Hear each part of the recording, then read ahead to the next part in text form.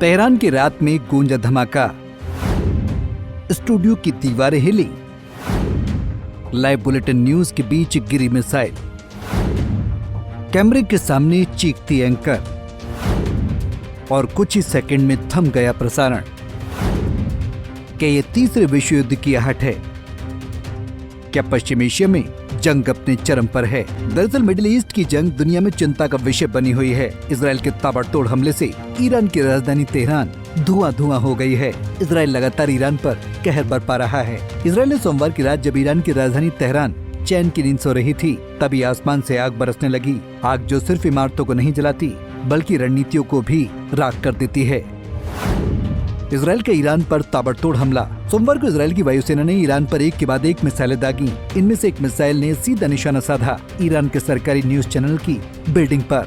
जिस वक्त हमला हुआ उस समय स्टूडियो में लाइव बुलेटिन चल रहा था। एक एंकर कैमरे के सामने खबरें पढ़ रही थी कि तभी अचानक पूरे स्टूडियो में जोरदार धमाका हुआ। दीवारें हिलने लगी, लाइट्स टिमटिमाने लगी और कैमरे की स्क्रीन काली हो गई। जैसे ही धमाका हुआ वैसे स्टूडियो में अफरा तफरी मच गई। एंकर घबराई और सीट छोड़कर भागी। कुछ ही सेकंड में प्रसारण रुक गया। कर्मचारी इधर उधर दौड़ते नजर आए। ये हमला किसी सैन्य ठिकाने पर नहीं बल्कि एक मीडिया संस्थान पर हुआ था, जो बताता है कि ये युद्ध सिर्फ बॉर्डर तक सीमित नहीं रहा। इजराइल ने दावा किया कि उसने हमला ईरान की ओर से हो रही मिसाइल और ड्रोन अटैक के जवाब में किया है। पिछले 3 दिनों में ईरान ने 370 से ज्यादा मिसाइलें और सैकड़ों ड्रोन इजराइल पर दागे हैं। इन हमलों में अब तक 24 लोगों की मौत हो चुकी है। 500 से ज्यादा लोग घायल हुए हैं। कई इमारतें खंडर में तब्दील हो चुकी हैं। ईरान ने भी जवाबी हमला करते हुए लगभग 100 मिसाइलें इजराइल पर दागी।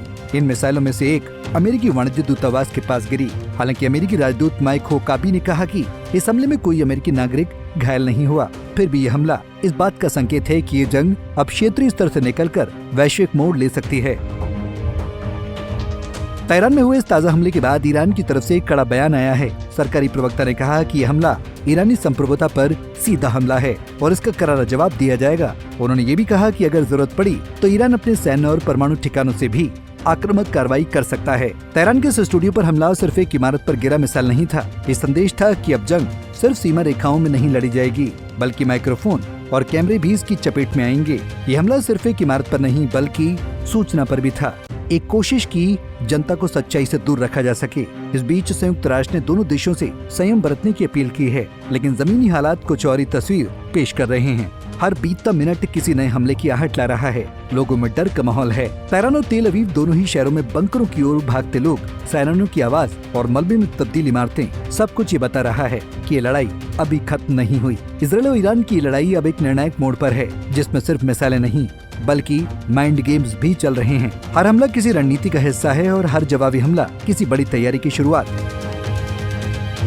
क्या ये लड़ाई किसी समझौते की ओर जाएगी या फिर ये आग और भड़क उठेगी? क्या अंतर्राष्ट्रीय समुदाय इस युद्ध को रोक पाएगा या फिर ये संघर्ष पूरी दुनिया को अपनी चपेट में ले लेगा? इन सवालों के जवाब अभी बाकी हैं, लेकिन एक बात तय है, तेहरान की वो फुटेज जिसमें एक एंकर लाइव बुलेटिन छोड़कर भागती नजर आती है, वो इतिहास में दर्ज हो चुकी है। Bureau report, Punjab Kesari TV. तो जुड़े रहने के लिए हमारे YouTube चैनल को सब्सक्राइब करें और नई वीडियो की नोटिफिकेशन के लिए बेल आइकॉन को दबाएं।